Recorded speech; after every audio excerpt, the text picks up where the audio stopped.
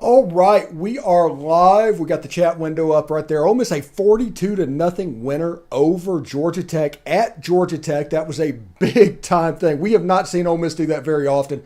I'm here with Stewart Patridge. Walker Jones could not make it. He got stuck in an airport. But we are going to carry through the game. Remember, you have to be a subscriber to chat, but feel free to join us in the show and bring up points, and we'll try and answer them as they come up. How you doing, Stewart? And what's your opening thoughts about that game?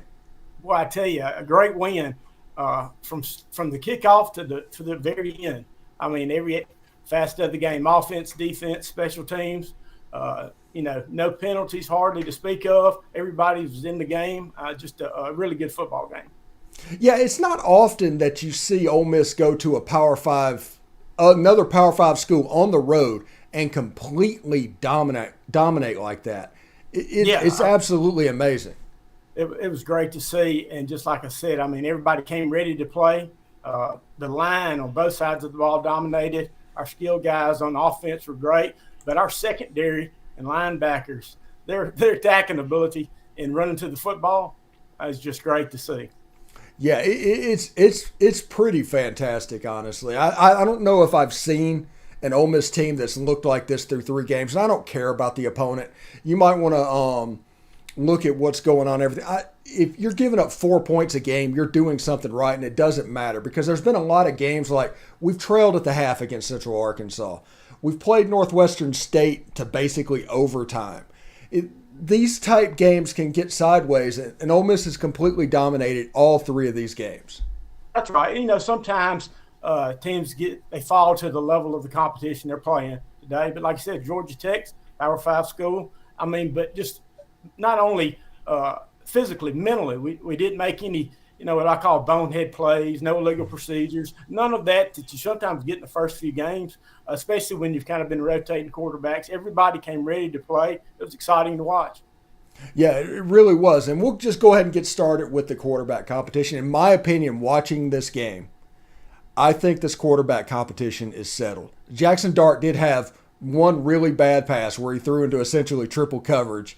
Right. And he wants to have that back. But it's my opinion that these quarterbacks need these reps to learn because almost like playing quarterback is a self-teaching tool. What do you have to say about that? Yeah, and the more opportunities you get in live fire during games and the better the competition gets, the more comfortable you get because, you can really tell also when the quarterback's kind of gotten in a rhythm. Of course, the offense too.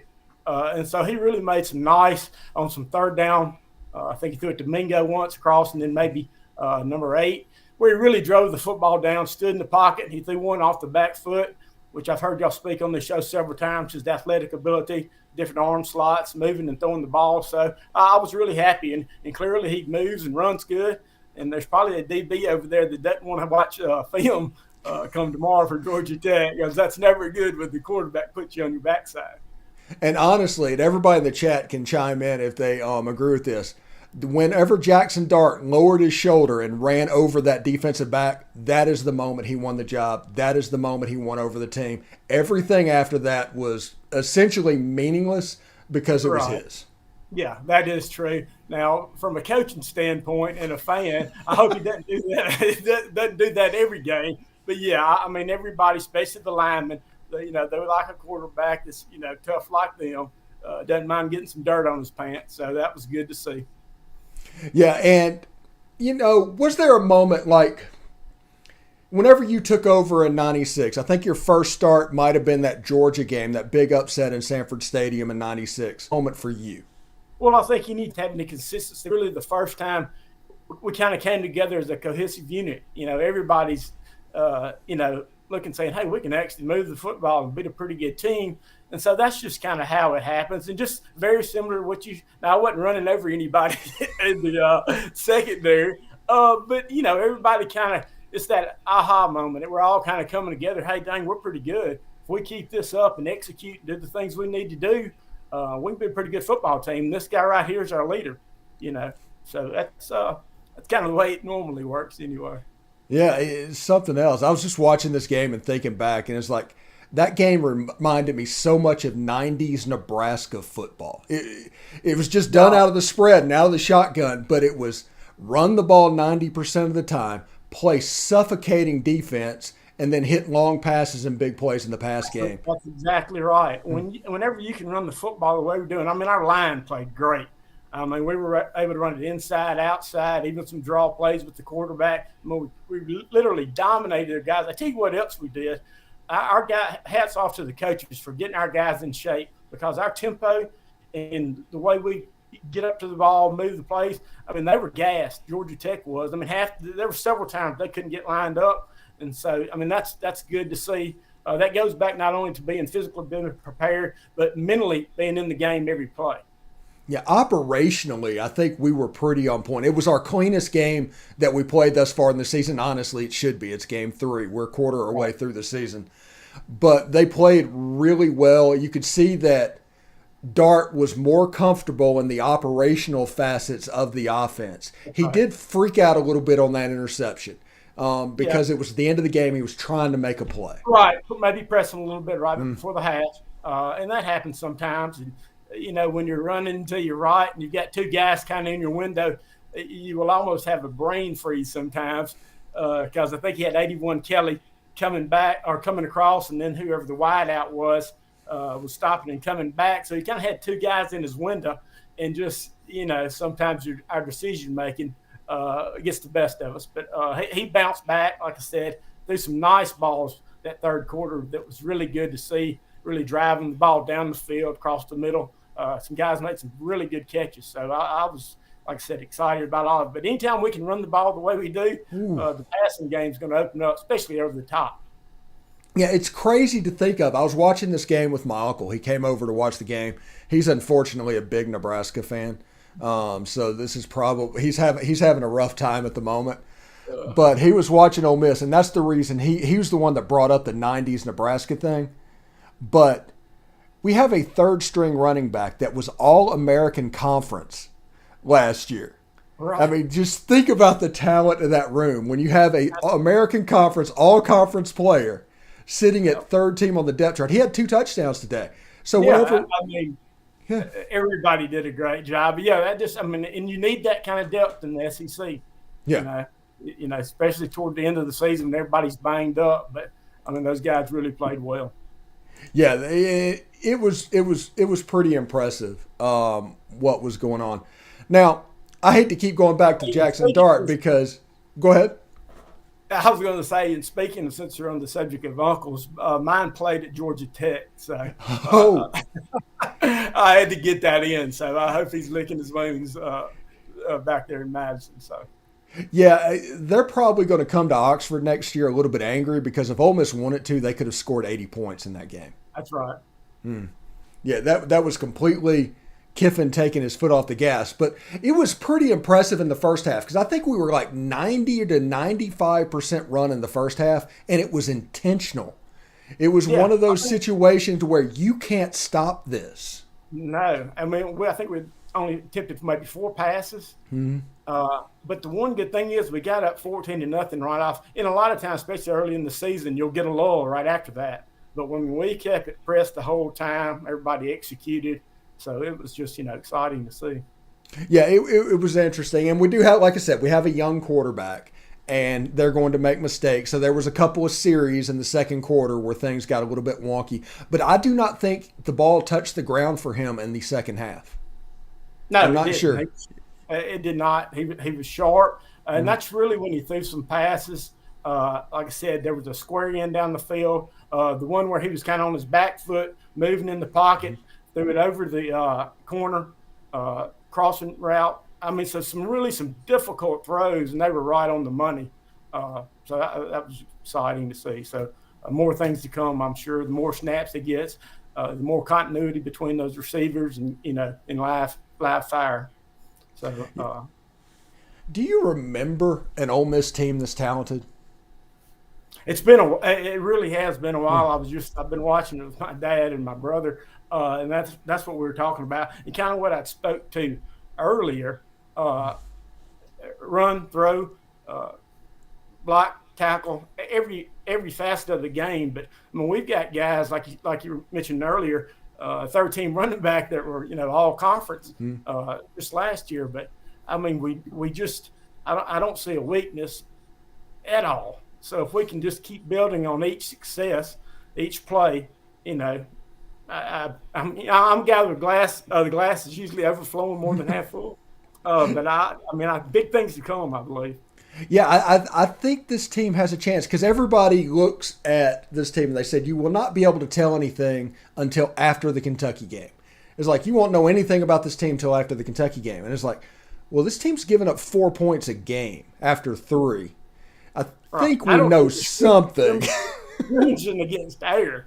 So, not only that, you put up 40-something points, 500 yards of offense. Yeah, it's pretty good football team. So in the first quarter, I could tell Jackson Dart and the Ole Miss offense, there was a little bit of nerves in the passing game. And I do not know if that was intentional from the coaching staff or if that was something that they just saw as an opening. It's like, well, it's 3rd and 10. But it seemed like they were overly protecting Jackson Dart early in the game. Is that what you said? It could be a situation where, you want him to get comfortable. I don't know how many plays they script in the first quarter going into the game. Some coaches like to do that. This is what we're going to do regardless. And so that might have played a part, but anytime you can get more, get comfortable with the situation and have a chance to kind of get your, that first bit of adrenaline passes through you. So you're not so, shaky, so to speak. But it really looked good in the second half. It ran the ball good.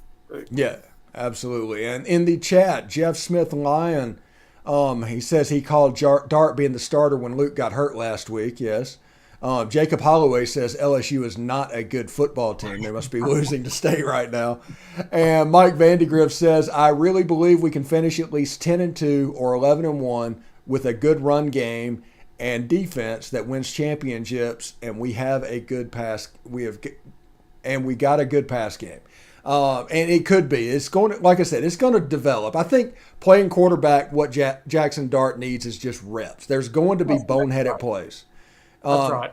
Yeah, Matt Corral did not learn how to play against a drop 8 until he threw 6 interceptions at Arkansas. That's right. Yeah, you have to see it. Yeah, that's just part of it. Whether you're Peyton Manning or Jackson Dart, it's a progression. It's it's just instead of the game being 1,000 miles an hour to you, it'll slow down so much that you almost have to hold back because you see everything happening way before it happens. You understand what everybody's supposed to do.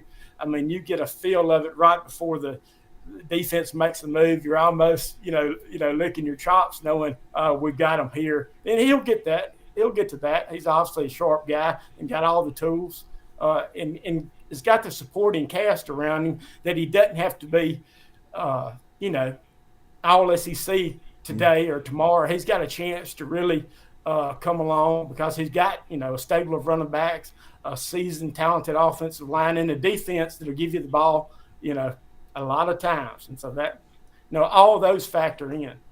Yeah. And today, the one interesting thing, Troy Brown has been absolutely fantastic through two games. And I thought potentially this defense was kind of dependent on Troy Brown. He was kind of like the Chance Campbell type glue player. Right. And then he gets the targeting penalty in the second half, and it's like, okay, let's see what they do. And they put people in, and I did not notice a drop-off on the defense whenever they changed it out. I was really the way our guys, linebacker, secondary, of course the front gets after the guy, did a great job. But it wasn't just one defensive player there. It was 3 to 4 around every person. It was safeties coming up, making open field tackles, not only laying the wood to them, but wrapping up, hitting through the player, taking him to the ground. I hadn't seen that in a long time from the Ole Miss secondary. So that was exciting to watch. Even for an old quarterback, I do get excited when the defense is playing good. So, before we take our first break, I do want to ask you a question. And every time I get you on here, I want to ask you like reminiscing question. I know we're doing a post game, but before that 2-point play against State, you said everything slows down. You know what's going on. Did that kind of slow down for you? What were you thinking before that play? To be honest, when we called the play, Z draft, I thought my number one receiver was Andre Roan, who I'd thrown the touchdown to before. And as soon as the ball was snapped, he gets held right off when he's making his move. And so Corey I never even saw him. I just knew where he was supposed to be and threw it. And I didn't know he'd actually caught it. Of course, everybody's jumping up and running. And I think I'd mentioned this one time we had talked before, maybe off there. If you see the end zone tape like we get, so the line can practice, you can see Matt Luke blocking one guy and big dots in there. That ball flies over his hand. I mean, not by just a little bit. But yeah, that whole game, Joe Lee Dunn, known for the blitz, great defenses. And we were able to, the first drive, we checked off through a touchdown. And then the last drive, he didn't blitz anymore after that. He rushed 3, dropped 8. And so, but you live by the sword, you die by the sword. And so on the last touchdown, on the 2-point conversion, were both blitzes, and Corey did a great job, caught it down at the bottom. So. Okay. Now, I ask you that to ask you this. Do you think whenever there's a play call, whenever Lane Kiffin calls a play, that Jackson Dart immediately says, okay, I'm going to this guy? Maybe he's he's still at the point where he's locking in on a receiver a little bit? I think there's probably some, and I'm sure they go over there during the week, watching film. What plays are you comfortable running? What do you feel good about? You'd like to everybody be able to do the progression and reads the way they draw it up in the playbook, but so many factors happen and so many things go on before the snap. So I'm sure in his mind, especially here the first few games, he's probably trying to get it to the number one target. But he's made some play and he moves around good enough, and especially the way everybody plays football now. Going back to when they're in high school, everybody's in the shotgun. Everybody's used to kind of making plays, so. It's probably not quite the same back. When I started in high school, we were still in the power I, and finally got to the shotgun and the one back by the time I was in college. So they improvise a lot more, make plays kind of out of the pocket as opposed to the traditional. We're in a run play. Let's check to a pass play because of whatever defense are in. So you still got your check with me's, but that all comes. But you've got to play. You've got to You can only do it so many times in the film room or on the chalkboard. You've actually got to have those experiences in real life game situations, and that'll come along. He'll come where everything that he's in, he knows he's gonna be licking his lips. He knows this is just how we drew it up.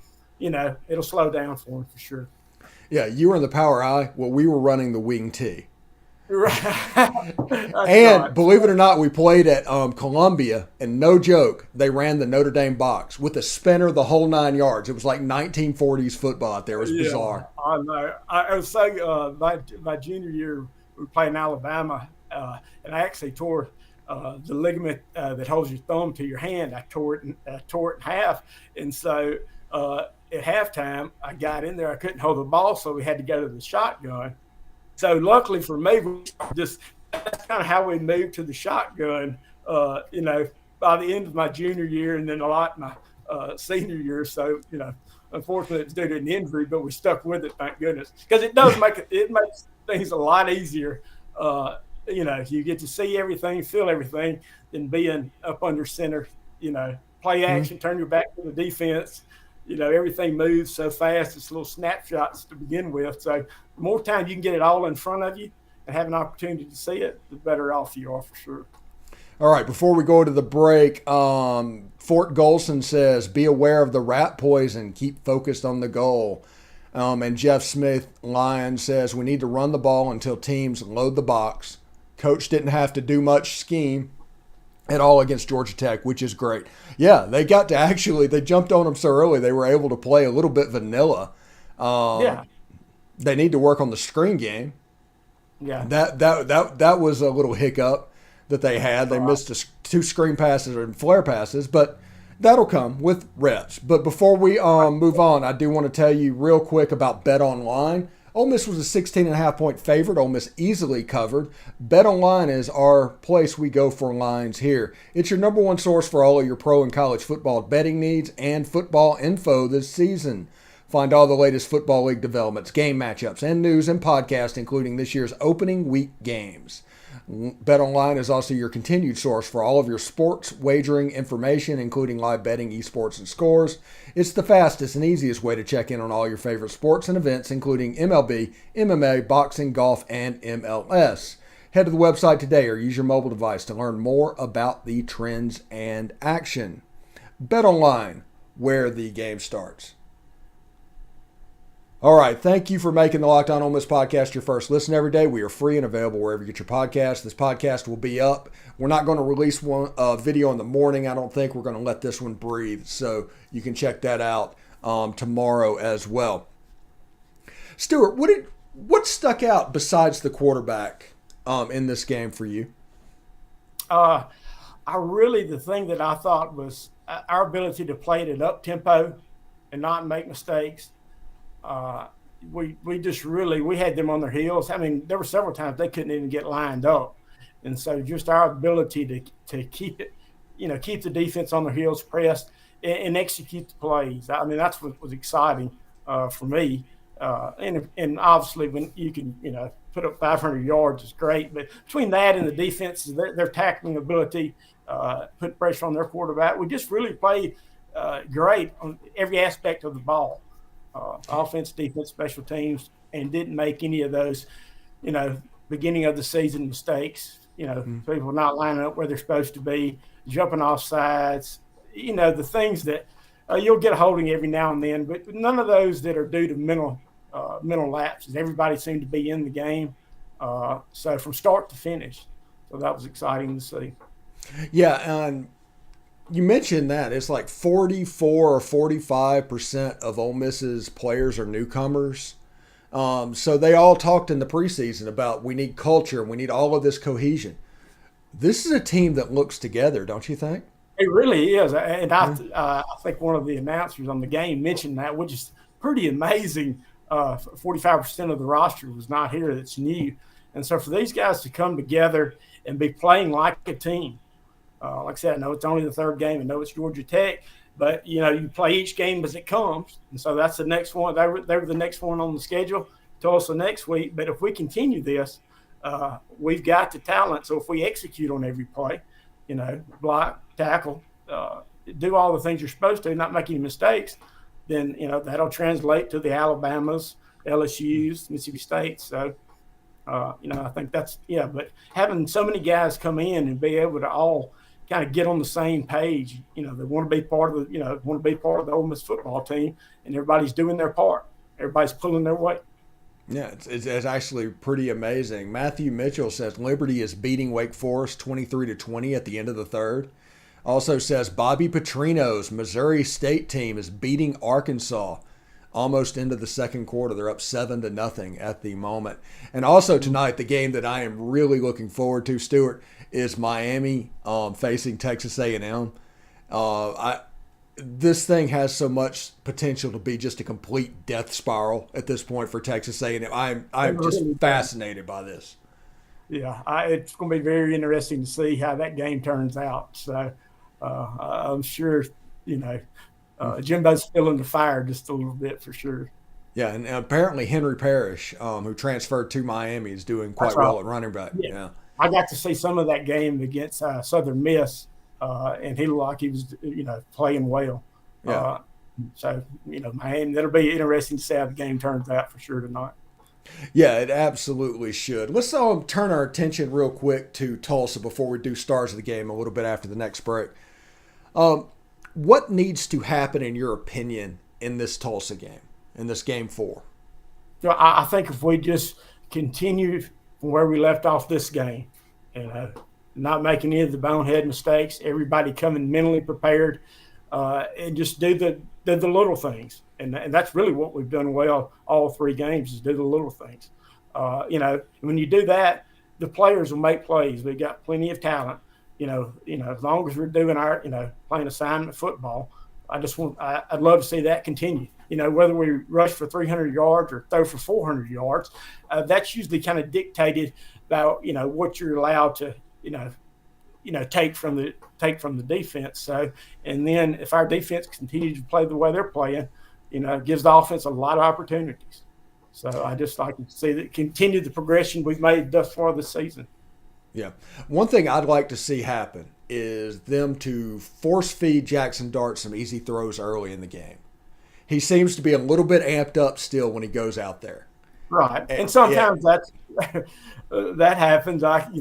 You just that adrenaline sometimes is so hard to, you're so excited and that comes with experience, being able to manage that. But yeah, I know what you mean. I'd like a couple shotguns, little 5-yard stops out there, let him get in the rhythm, let him get in the field, hand it off to the back, inside or outside, gas the defense and at the same tempo we've been playing at.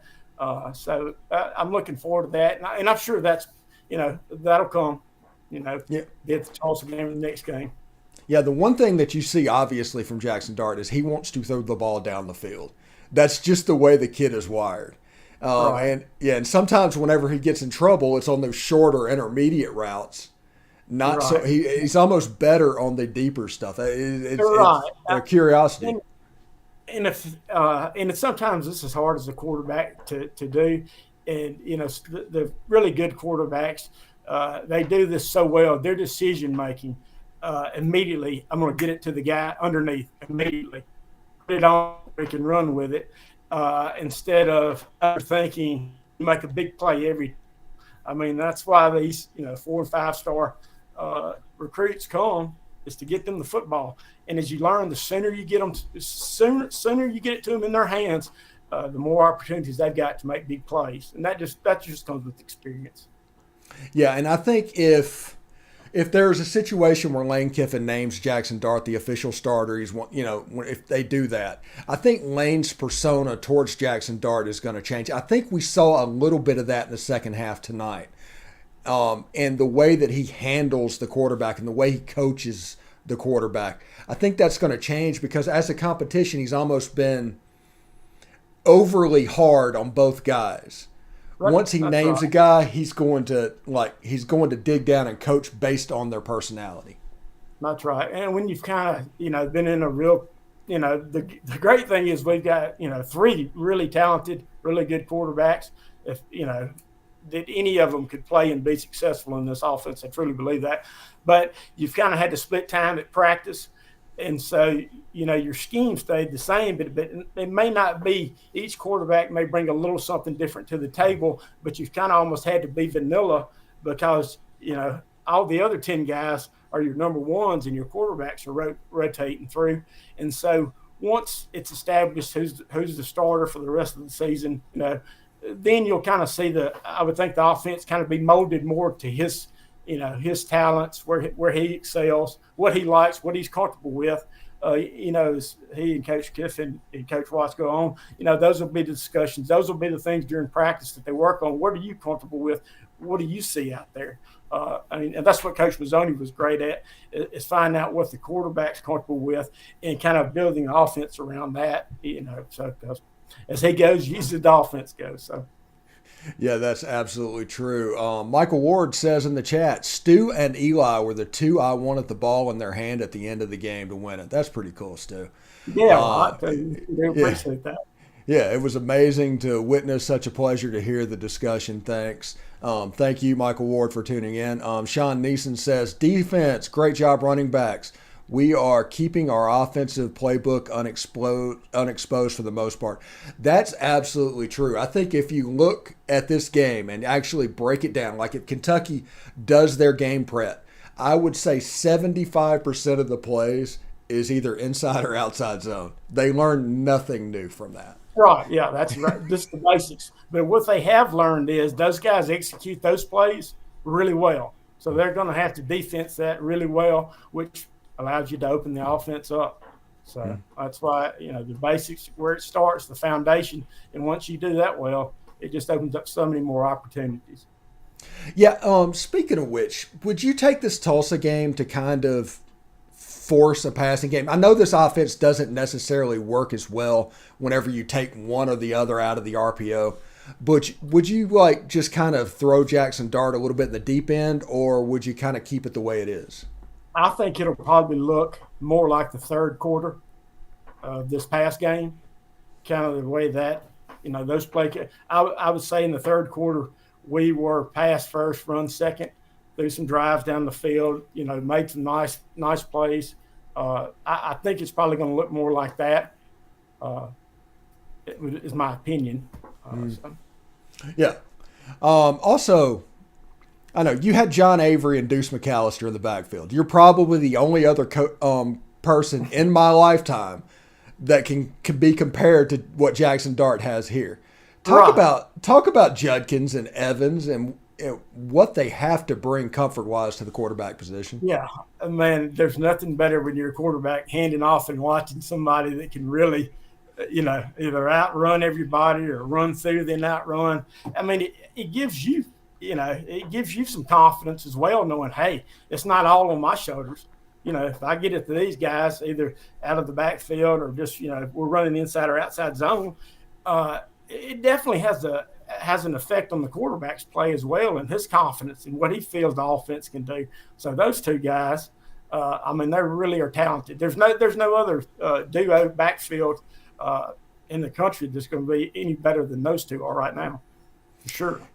Yeah, and looking at this game, we're getting ready to get into the SEC grind. LSU apparently does not look great. Auburn got waxed today by Penn State. Vanderbilt actually looks pretty good, but they're about to start their climb as well. I'm trying to figure out, it's like, how high can this Ole Miss team go? What do you think about that, Stu? Yeah, and I think another great thing is the way our schedule is set up, it gives us the opportunity to really come together as a team, with all the new guys, come together as a team, get a base down offense and defense and allow ourselves to, kind of grow together, fill everybody out, solidify the quarterback position, do all those things that you need to do to be at the very best to play in the SEC. Because, week in and week out, you're going to be playing a top-ranked team. And it's long and tough. But if you've done all the things at the first part of the year and you've set a good foundation and you've got 3, 4, 5 wins, you've got some confidence, and then you continue to play with that confidence, sky's the limit. Yeah, and I know you played college football in the era before the RPO. And people, whenever they watch what's going on, they're talking about Ole Miss has pass protection problems. You will hear this from people. They have pass protection problems. But they also don't think about the fact that the Ole Miss players are basically run blocking on every play. Right. And that's, it's, and I'm glad that I didn't play in this era of the run pass option. And so it kind of makes, maybe they get some negative press when they shouldn't. As far as not being able to block. And so, but, like anything else, the more times you get comfortable with what the quarterback's doing, go back and look at film when everybody can see what everybody's doing and you have a good understanding, then that gets better with each game as well. It just goes back that, everybody's got to get some snaps together and have successful snaps. So you've got something to build on. Yeah. And young quarterbacks hold on to the ball longer than they should. They don't trust their eyes. That's right. The pass protection, the receivers, all of this in the pass game will get better with reps from Jackson Dart, in my opinion. That's what we touched on just a while ago. Mm-hmm. The faster your decision making is, the quicker just like Aaron Rodgers. And his decision making gets rid of the ball so fast and gets it to their hands. That just comes with being more confident. When it slows down for you, knowing what you're going to do with the football. Before it even happens. And as the play moves, it's just what you pre-snap. As the play starts, it's just what you thought it was. Boom. You make the throw out to the flats or the short underneath or the crosser. That'll just get better and better with each rep. All right, we're going to take our last break of the show. When we come back, we will do stars of the game before we get you out of here. Anyway, stick around.